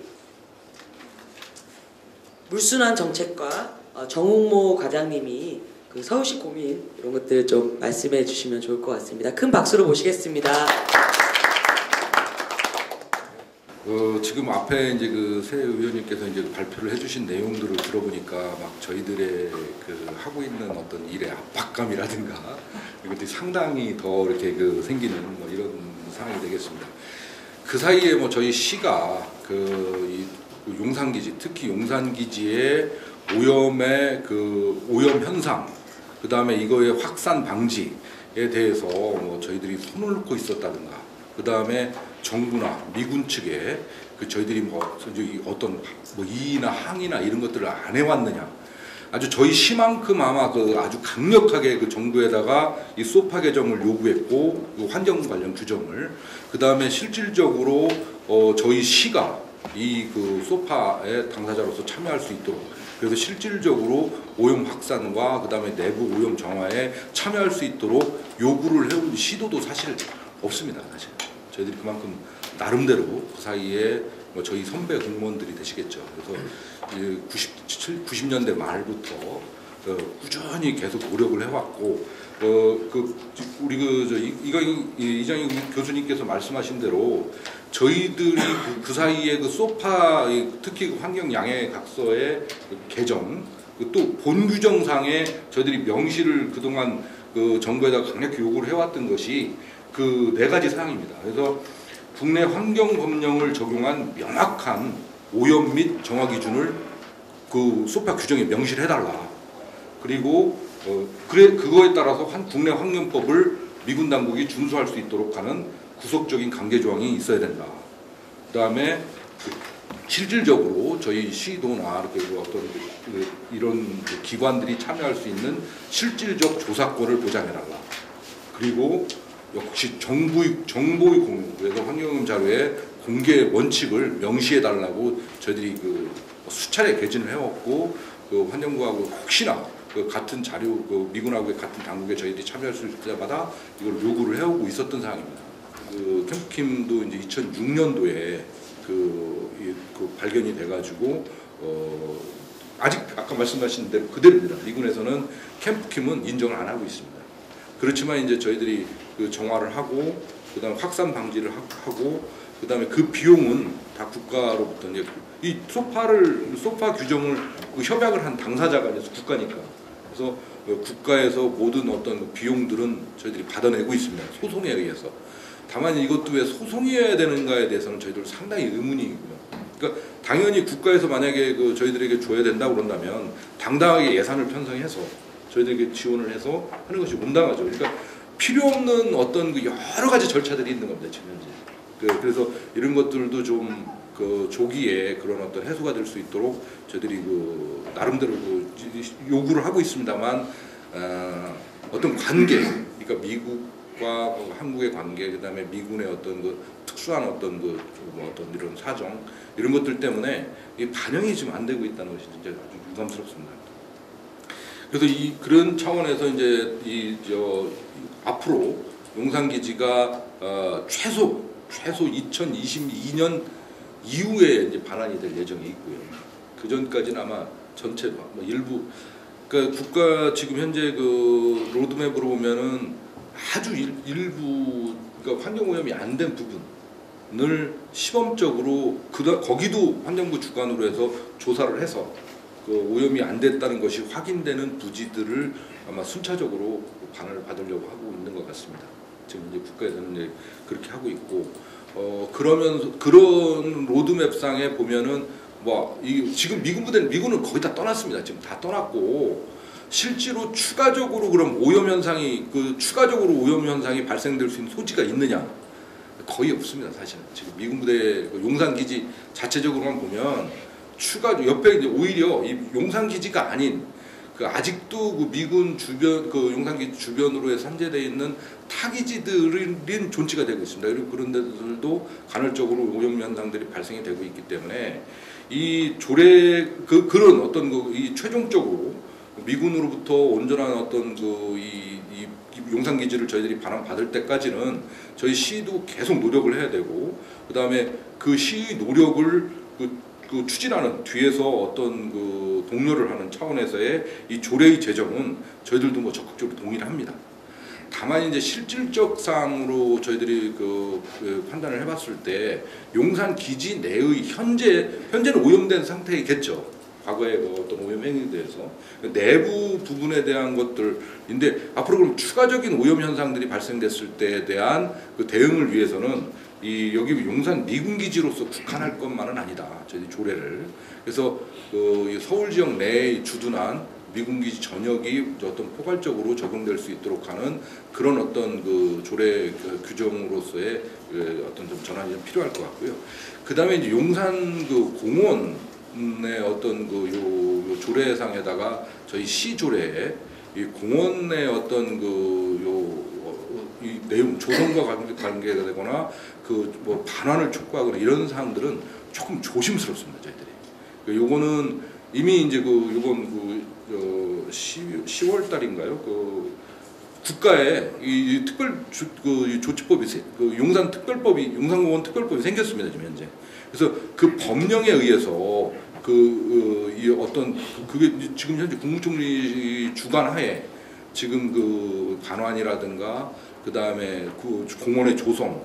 근데 거기에는 물론 당연히 서울시의 어떤 앞으로 지금 협의를 하고 있습니다만, 거의 서울시가 협조가 하지 않으면 조성은 안 되게 돼 있는 거거든요. 그래서 당연히 어떤 시민들의 의견들이 저희 시를 통해서 어떤 수렴이 되고, 그 수렴된 의견들은 당연히 이 어떤 공공정실 조정 회의라든가 이런 데서 가서 또 어떤 절차상에 반영을 하고 또 시민들의 의사가 될 수 있도록 하는 어떤 그런 어떤 그 조직 체계나 이런 것들이 조성이 되기 때문에 이 조례에다가 사실 그 요거를 좀 넣기는 저희들은 좀 약간 부적절하지 않나 이런 생각을 하고 있습니다. 그래서 요거는 다만 이제 시의원님들께서 앞으로 그 논의를 하셔가지고 조례 어떤 이 청원에 따른 조례 개정을 가는 과정에서 또 추가적인 어떤 논의나 이런 것들이 충분히 있을 걸로 생각이 됩니다.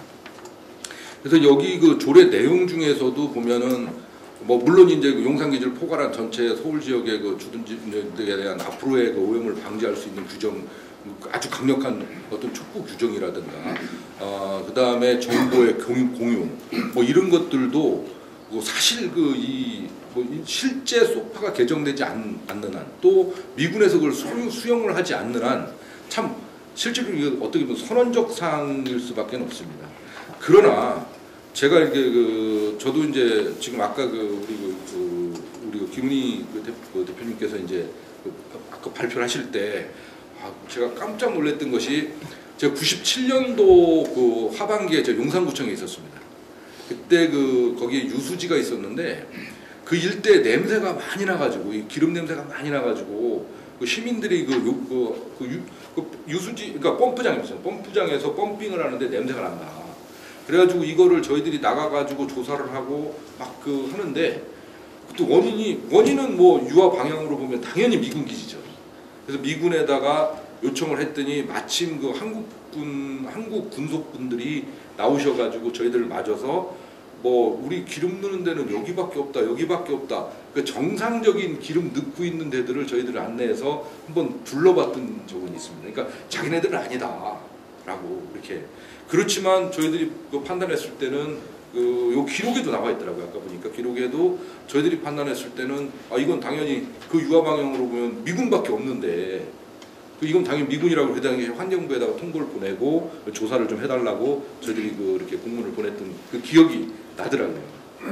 근데 이제 나는데 그 유량이 얼마였는가 이렇게 저희들이 조사한 적도 없고 환경부도 그냥 그 얘기만 하고 끝냈을 겁니다.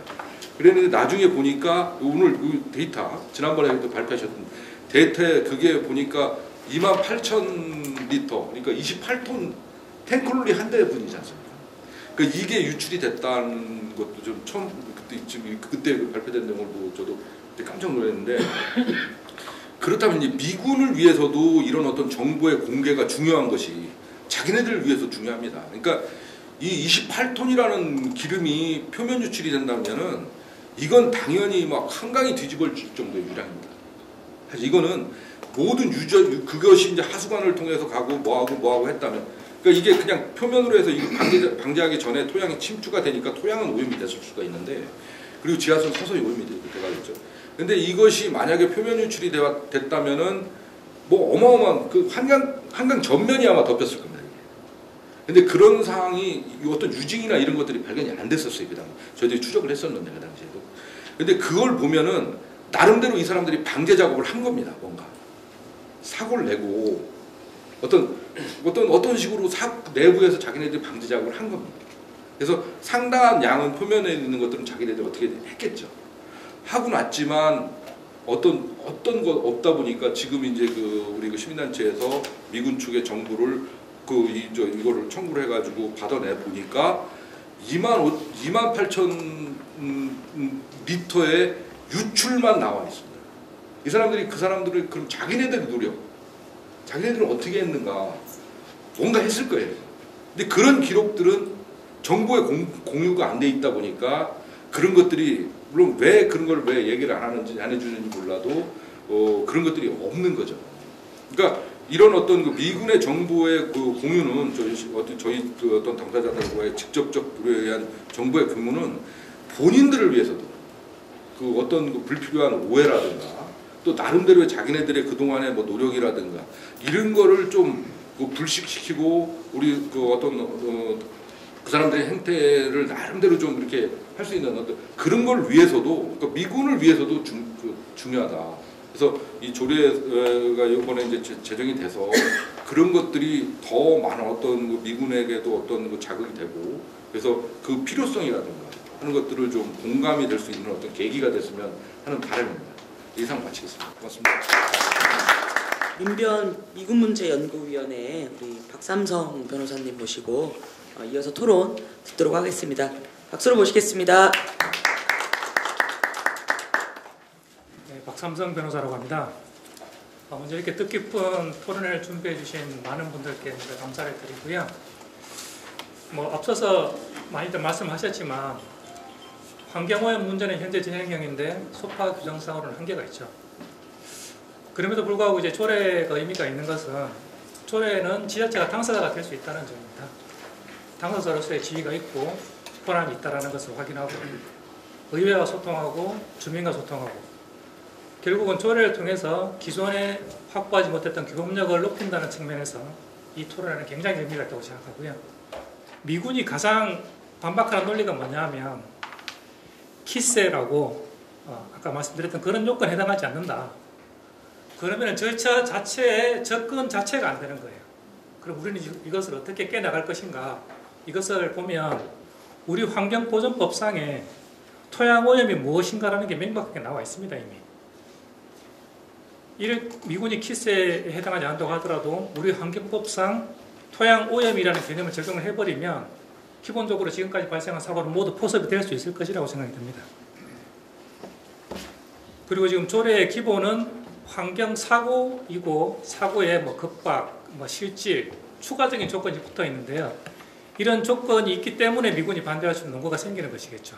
그래서 이런 조건을 배제하고 국내법에 명확히 규정된 오염 규정으로 개념을 내리게 되면 쉽게 이 사고를 포섭할 수 있을 거라 생각이 듭니다. 두 번째로는 이미 조례가 많이 지정되어 있습니다. 전국적으로. 하지만 이 조례의 기본 전제는 무엇이냐면 미군 기지가 계속 주둔한다는 걸 전제로 하고 주둔 플러스 사고 발생 시 어떻게 할 것인가가 내용이 중점적입니다. 그런데 용사는 좀 특별한 부분이 있죠. 왜냐하면 반환이 이미 예정되어 있지 않습니까? 그리고 공원이 조성이 돼야 되고 더 이상 사용이 전제가 되지 않는다는 부분이 있죠. 물론 일부 공여가 계속되는 부분도 있겠지만 공여 플러스 반환이 겹쳐져 있는 것이죠. 이런 부분들에 대한 특성이 있기 때문에 반환되는 특수성이 있고 결국 서울시가 그 조성 법률과 법률에 따라서도 마찬가지겠지만 조성사업을 실제로 해나가는 주체이기 때문에 미군이 계속 사용하기 때문에 미군이 반대한다 이런 논리를 깰 수 있는 부분이 반환이라는 부분 이런 부분들을 지자체가 적극적으로 당사자로 나갈 수 있는 근거가 된다고 생각합니다.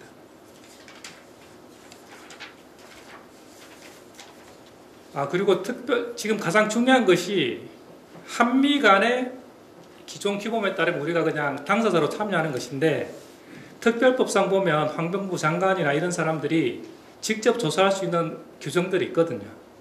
그래서 기존 조례 내용에 대해서 사고 계속 발생되고 있고 용산기지는 반환이 돼야 되고 반환에서 가장 중요한 것이 오염 정화하지 않습니까? 이런 것들을 하기 위해서는 가장 전제가 되는 것이 조사를 한미 당국에 맡길 것이 아니라 서울시가 주체가 되어서 할 수 있는 그런 규정이 들어가야 된다고 봅니다. 그리고 아까 서울시도 말씀을 하셨는데 기본적으로 서울시도 굉장히 규범에 따라서 조사를 열심히 하고 계시고 대책도 마련하고 계신 걸로 알고 있습니다. 그런데 그 한계가 뭐냐면 소위 말해서 기지 밖이었죠. 기존에는. 근데 이제 우리 환경법상 토양환경보전법이나 지하수법을 보면 토양 오염을 직접 조사할 수도 있고 지하수 오염 방지 명령을 직접 할 수도 있습니다. 기존 법으로만 가지고도. 더군다나 앞서 말씀드렸지만 용산기지는 미군이 계속 주둔이 아니라 반환이 전제가 됐기 때문에 기존의 서울시가 기지 외부에만 했던 권한을 조금 더 안쪽에 기지 내부의 조사를 오염 방지를 위해서 좀 더 적극적으로 할 수 있는 그런 전제가 되었다고 봅니다. 그래서 이번 조례가 제정돼서 조례를 통해서도 서울시가 어떤 권리를 행사할 수 있겠지만 기존 규범을 적극적으로 해석해서 조례와 함께 이것들 해나가는 그런 것들이 필요하다고 생각이 듭니다. 감사합니다. 보강해서 저희도 조례안을 잘 만들었으면 좋겠다는 생각이 들었고요. 마지막으로는 근데 사실 우리 전문가분들 많이 얘기해 주셨지만 제일 중요한 건 조례라는 것이 실효성 있게 되려면 사실 시민들이 함께 참여하고 시민들이 그 조례의 내용을 정확히 알고 요구해야 된다고 합니다. 요구해야 된다고 생각합니다.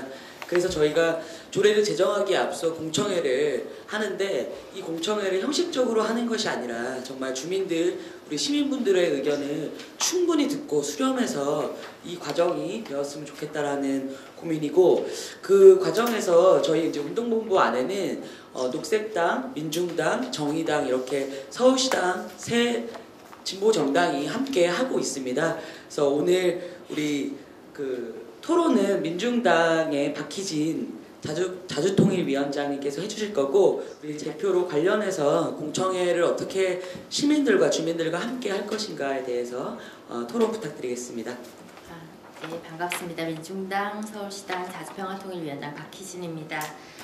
사실은 조례 제정 과정을 함께 운동본부에서 토론하고 하면서 해서 크게 이견은 없고요.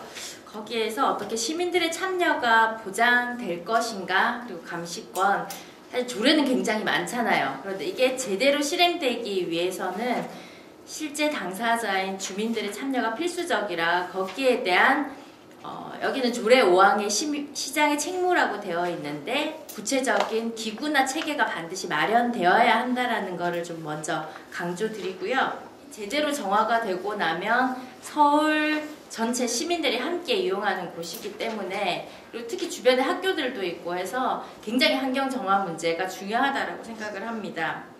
그래서 서울 시민의 건강권의 문제에서 굉장히 문제 해결이 잘 되어야 되고, 그렇게 하게 하는데 그 기준은 저는 여기에 살고 있는 용산 주민을 비롯한 서울 시민들의 기준에 맞추어서 만족할 만큼의 결과를 내어와야 된다라고 생각이 되고, 그 과정이 아마 주민 공청회 과정이 될 거라고 생각을 합니다.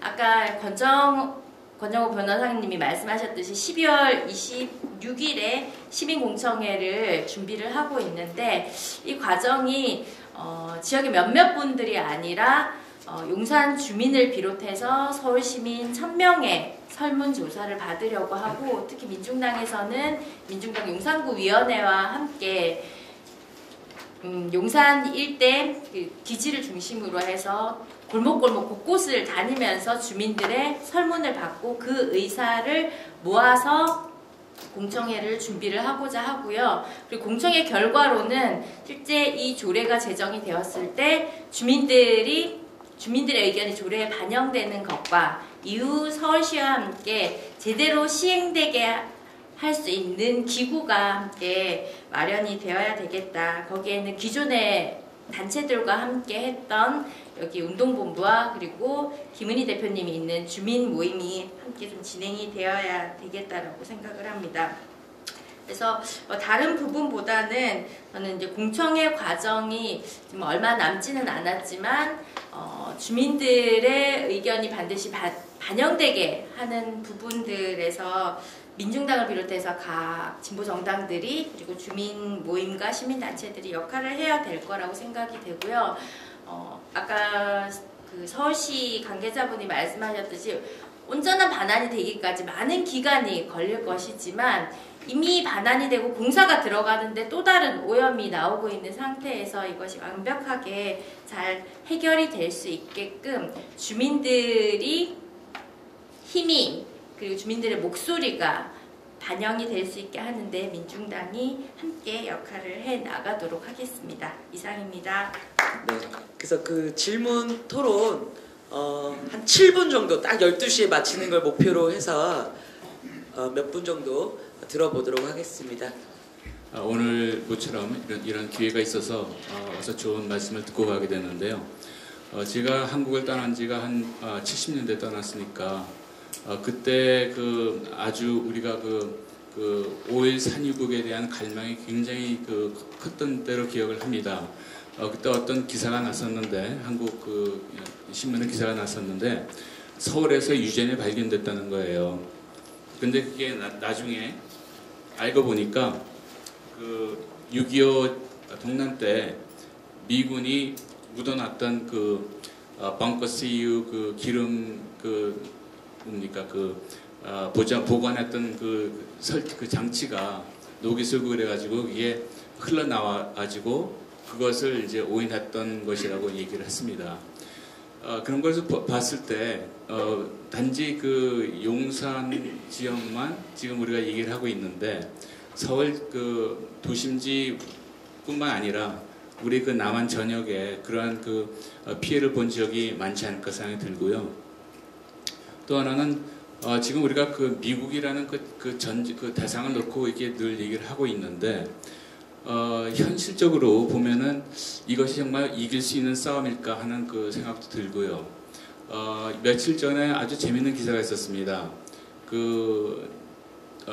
일본의 요코스카 항이 지금 미군 군항으로 쓰이고 있죠. 근데 거기서는 그 군항을 관리하는 용역이 있습니다. 용역 그 회사가 있는데 그 회사가 비리를 일으켰다고 해서 그 폐기물을 그냥 무단으로 그 바다에다가 이제 유기하는 그런 그거를 이제 은폐를 하고 그거를 동의해준 그 미국 해군성의 그 강요들이 뭐가 연루가 있을 것 같다는 그런 기사의 제보에 의해서 지금 FBI가 동원이 됐어요. FBI가 동원이 돼가지고 그 문제를 들여다보고 있는데 미국 사람들이 그 오염 문제에 대해서 이렇게 그 방한시하는 사람들은 아닙니다. 그리고 다국적 기업들을 보면은 이런 게 있어요. 아까 그 권정호 그 변호사님 의원이십니까? 죄송합니다. 좋은 말씀 해주셨는데 지금 이게 조례를 제정하는 그 과정에 있어서 그 미국 회사이기 때문에 미국의 법을 준수해야 할 의무가 있고 또한 그 다국적 회사이기 때문에 회사 안에서도 제정하는 법이 있습니다. 그러나 이것이 어떤 그 미국의 그 법권 테두리 안에서 벗어나서 다른 나라 다른 지역에 가서 활동을 할 경우에 그 나라에서 적용하는 법이 우선시 된다는 것을 명시를 하고 있습니다. 그것이 단지 뭐 한두 다국적 기업의 뿐만이 아니라 거의 모든 그 미국의 그 다국적 기업들에 적용되는 예사예요. 그러니까 우리가 우리 그 땅에서 일어나고 있는 이러한 불공평한 이런 입장을 또한 피해 이런 그 보상 문제에 대해서도 우리가 충분히 얘기를 할 수 있다고 생각합니다. 지금 아주 죄송합니다. 이 얘기는 좀 너무 길어졌는데요. 지금 미국의 대통령이 아주 환경 문제에 굉장히 방한시하는 사람이기 때문에 좀 안 좋습니다만은 구라파나 미국의 많은 그런 운동가들이 그 점을 굉장히 명시를 하고 있습니다. 최근에 조인된 노르드스트림이라는 러시아에서 구라파로 이제 송유관을 건설을 했었죠. 근데 최종 걸림돌이 뭐였었냐면 덴마크에서 환경 오염 문제 때문에 제동을 걸었습니다. 그 문제는 뭐였었냐면 생태계가 위협을 받는다는 거예요.